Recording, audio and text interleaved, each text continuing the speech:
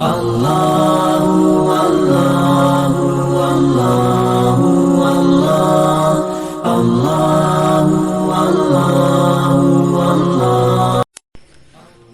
علیکم ورحمۃ اللہ وبرکاتہ۔ محترم بزرگوں، عزیز دوستوں، قربانی کے متعلق کچھ سوالات آئے ہیں۔ پہلا سوال ایک صاحب نے کیا ہے کہ قربانی کس پر واجب ہے؟ الحمدللہ عمومی طور پر اس بارے میں بہت حضرات کو پتہ ہوتا ہے، مگر بہت سارے اس کے اندر تحقیقات ہیں اور بہت سارے اس کے اندر سمجھنے کی چیزیں ہیں جس پر عام طور پر دھیان نہیں جاتا۔ لہٰذا اس لیے جو قربانی کے وجوب کے شرائط ہیں ان کو تھوڑا تفصیل سے بیان کیا جا رہا ہے۔ لہٰذا علماء نے قرآن و حدیث کی روشنی میں جو بات بیان فرمائی ہے وہ یہ ہے کہ قربانی ہر اس مسلمان مرد و عورت پر واجب ہے جو کہ عاقل یعنی سمجھدار ہو، بالغ ہو یعنی بچہ وغیرہ نہ ہو، بالغ ہو اور اپنی جگہ مقیم ہو،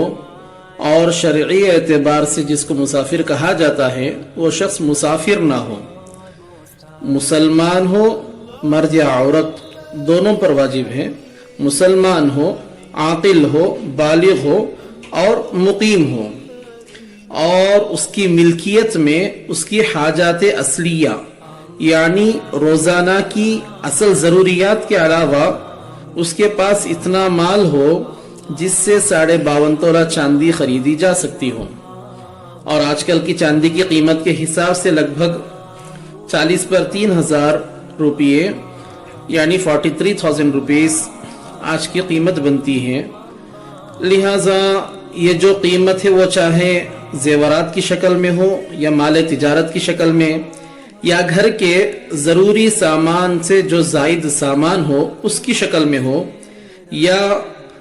اپنے قیام کے گھر کے علاوہ دوسرے زائد گھر یا زمین جائیداد کی شکل میں ہو، کسی بھی شکل میں وہ مال ہو، اس مال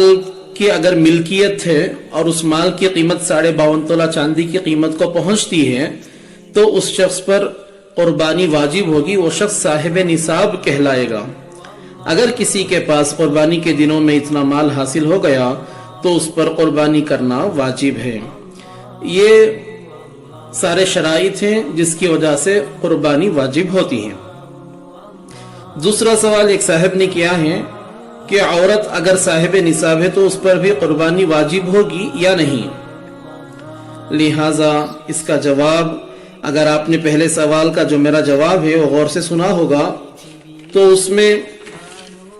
اس سوال کا جواب بھی ذکر کر دیا گیا ہے، مگر پھر بھی یہ سوال جہاں تک میں سمجھتا ہوں بہت اہم ہے، کیونکہ عمومی طور پر عام طور پر دیکھا جا رہا ہے کہ اس معاملے میں اکثر لوگ غلطی پر ہیں۔ لہٰذا جواب یہ ہے کہ عورت اگر صاحب نصاب ہے تو اس پر بھی قربانی واجب ہے،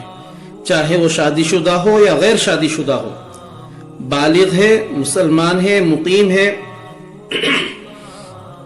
عاقل اور سمجھدار ہے تو اس پر قربانی واجب ہے۔ عام طور پر ہوتا یہ ہے کہ گھر کے جو سربراہ ہوتے ہیں وہ اپنی استطاعت کے موافق گھر کے کچھ افراد کی جانب سے قربانی کرتے ہیں، کبھی بچوں کی جانب سے کر لی، کبھی بڑوں کی جانب سے قربانی کر دی، کبھی اپنی اور کبھی کسی اور کی جانب سے قربانی کرتے ہیں، جس کی وجہ سے اکثر طور پر یہ ہو جاتا ہے کہ ان کی قربانی کبھی واجب کے طور پر ادا ہوتی ہے تو کبھی نفل کے طور پر ادا ہوتی ہیں۔ کیا ایسے شخص کی جانب سے قربانی کر دی جس پر قربانی واجب ہی نہیں تھی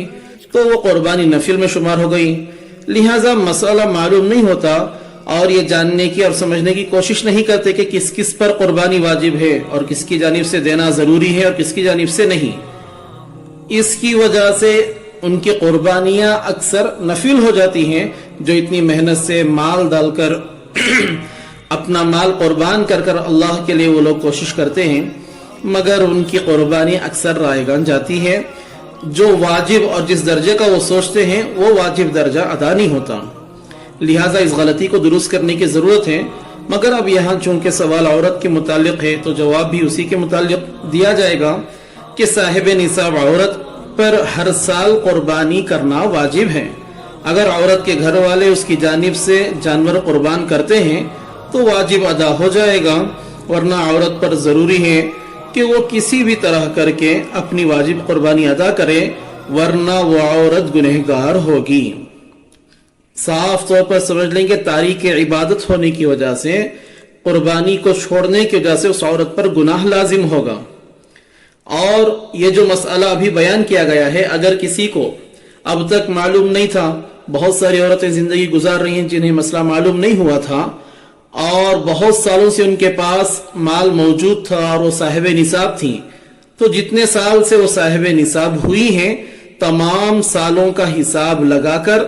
ہر سال کی قربانی کے بدلے میں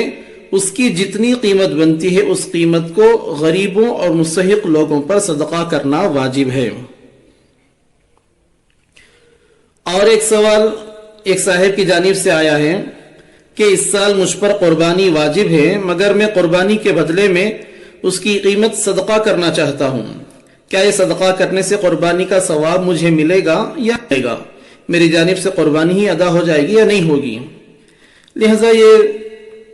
جواب تفصیل طلب ہے۔ سب سے پہلے یہ جانیں کہ اسلام میں قربانی ایک مستقل عبادت ہے، اور قربانی کو شعائر اسلام میں شمار کیا گیا ہے۔ قرآن کریم میں خود نبی کریم صلی اللہ علیہ وسلم کو قربانی کرنے کا حکم کیا گیا، اور احادیث میں قربانی کے متعلق مستقل فضائل بھی ارشاد فرمائے گئے ہیں۔